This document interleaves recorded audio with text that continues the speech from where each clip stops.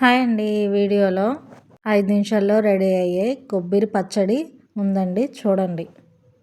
5, 6 ఎండుమిర్చి, మిరపకాయలు బాగా ఘాటుకున్నాయండి, అందుకని నేను తక్కువ తీసుకున్నాను. 1 కప్పు కొబ్బరి ముక్కలు, ఇంకో కప్పు పల్లీలు, కొంచెం ఆయిల్ పోసుకొని వేపుకోవాలండి 2 నిమిషాల పాటు.